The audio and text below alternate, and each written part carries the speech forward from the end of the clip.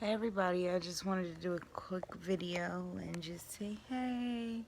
I tried to upload another video last week, but it wouldn't work out for some strange reason.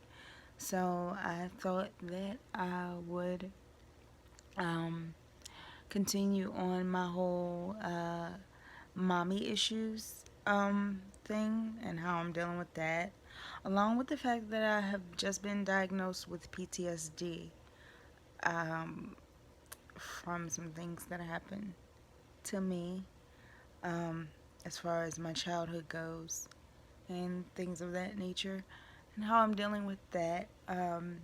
It's not amazingly easy, but I'm dealing. um, it makes the fact that I have mommy issues a little bit worse. Um, because I don't know if I said this in my last video, but my mommy issues don't stem from oh, my mom was this way growing up. My mom was this way growing up. My mom actually did not raise me. Um, my mom does not talk to me. I have a son of my own who is actually right there. Hi, Munchkin. Um, he's actually sleeping next to me. I was actually studying. There's my books, and I'm taking a break. Um, I am studying medical billing and coding, but we're not going to talk about that today. I will talk about that eventually. Um, it is it is very detailed, so if you're going to go into that field, yes, the money is great, but there's a reason for it. So don't think that it's one of those easy things that you will just get out of and oh, you'll make all this money. It's not like that. I just wanted to come to you guys today. I'm really tired. I haven't been feeling well lately. Um, I don't know what's going on with that, but I will be making a doctor's appointment soon. Um, excuse me, my nose was itching.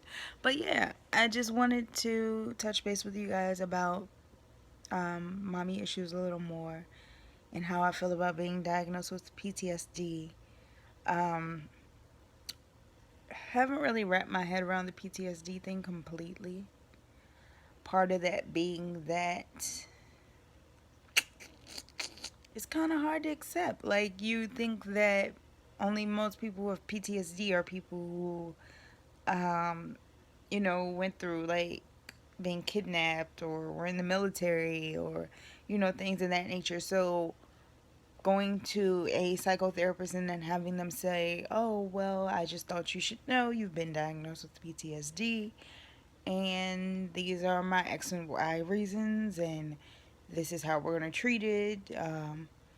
So, on top of having cerebral palsy, I now have PTSD. Um, it's a little bit different when you're not born with it and you find out later. Um, but I'm okay. I am going to therapy to deal with my mommy issues. Um, so, like I said, having PTSD does make it a little harder. Um, it doesn't make me resent my mom, it just makes me feel like had she been there, I wouldn't have it. My mother does not know I have PTSD. My father does. As I've said before, me and my father have a great relationship. I do not have that same relationship with my mother. It would be nice, but unfortunately, my mother doesn't know how to be a mother to me.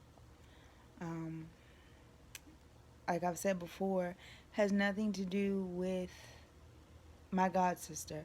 My god sister is the topic of discussion a lot. Um, when it comes to my mom, when she gets mad at me because she claims I'm jealous of her.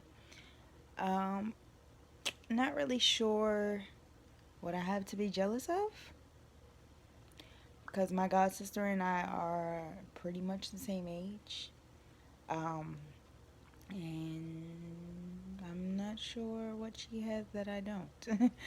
um, so I'm not sure what I have to be jealous of, but I think people will create another problem so that they don't have to deal with the ones that they have or the ones that they created and they don't want to admit that they're wrong, um, which is something that my mother does a lot.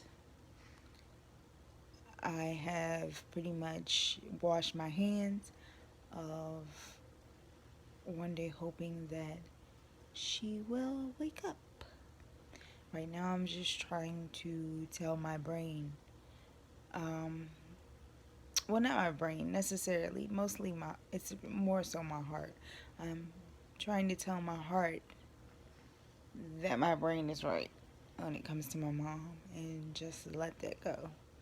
When you grow up without a parent, when the parent isn't dead, and they've kind of just been in and out of your life, you wonder why. Um, and then, you kind of get over it and you say maybe one day, and then they make it seem like that one day is going to come and they're going to be this amazing mother to you or father to you, and that's not the case. And um, to give you an example, um, my mother and some other people have made it clear that I call my mother a B. One day we got in an argument, and this is why she put me out. However, never once called my mother that word. This is not the first time that I've heard she's accused someone of that. Um, and so I kind of feel like maybe that's her scapegoat type of thing. Like when she's wrong, she'll quickly accuse,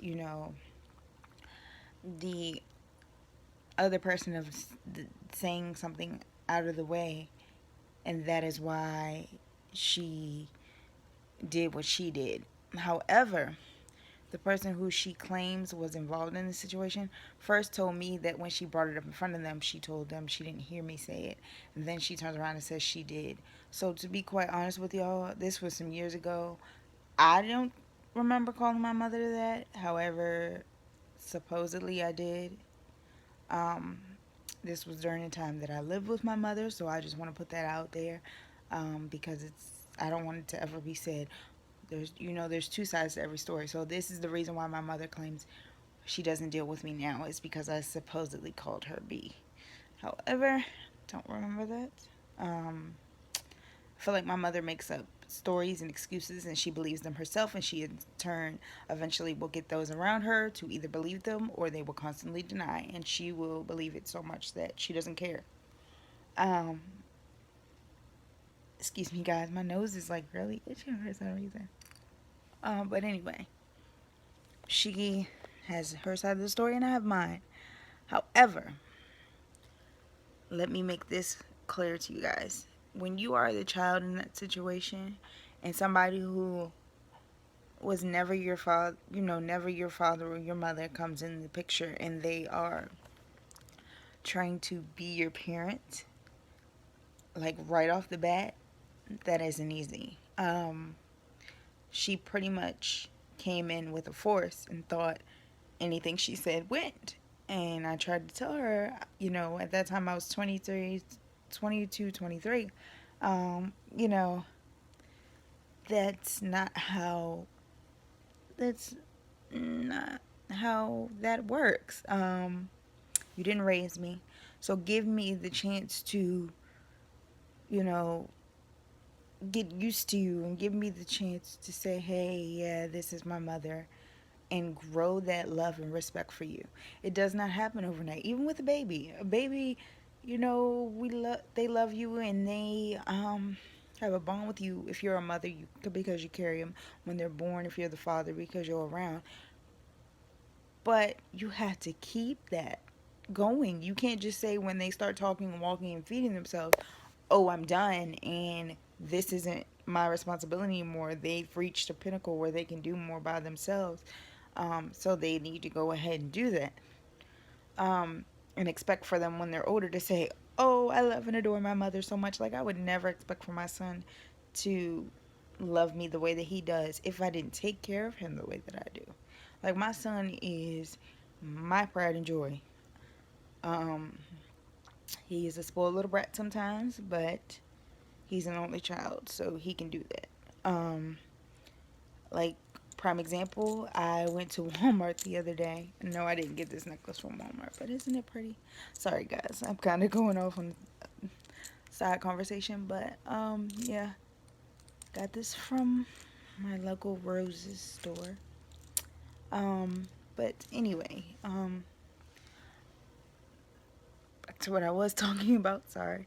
Um, he's spoiled. Like, I go into Walmart the other day, and I take him to look at the fish, and I think, yeah, I'm gonna leave the store with um, three fish, a fish tank, fish food, all that stuff. But we did, and I went back and got some more today because I didn't know they ate each other if there's not a certain amount. That's so weird.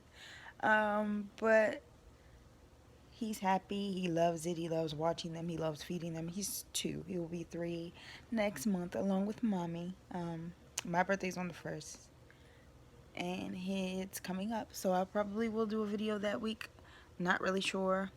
I wanted to do a video about him going to Choo Choo Soul with Disney Jr. and all of that, but however, his dad was only able to get tickets for 2 people, so I told him to go ahead and take him, and I would hang out with them after, even though it was supposed to be a family thing, because yes, he and his dad and I are together, but it didn't work out that way. So I kind of just was like, it's cool, whatever, you guys go have fun. But yeah, he also has a big gift from me waiting in the closet for on his actual birthday. But again, I love my son to the end of the earth. Would never trade him for anybody. I don't care what I'm going through. I don't care if I was homeless, living in a car. He will be there with me. My mother has a lot of excuses as to why she gave me off to somebody else. It may be somebody else's responsibility, and then she wants to complain about how I was brought up, what things took place in my upbringing, or whatever the case may be. But when you give your child up to someone else, you can't expect for that person, when they're an adult, when they come back, to be like, oh yay, that's my mommy, I love her so much, she's the best and she's just so great. It doesn't work that way. um and so my mother has scarred me on top of the scars I've already had. But it's okay because I'm working on it. um Part of the reason why I keep going off is because I'm like really tired. I don't know if you guys can tell, but I had been up since early as this morning. I keep waking up with these headaches, so I'm getting ready to go to the doctor soon to find out what's going on with that. I do have a lot on my plate because, like I said, I am studying medical coding and billing, getting ready to start physical therapy, just waiting for the referrals to process through.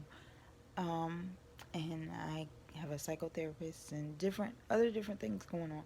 How, but my son is always my number one priority in everything that I do. So, like I said, I don't understand how a mother could have a child and not be there for them. Like that just doesn't sit right with me. Um, and people can say whatever they want.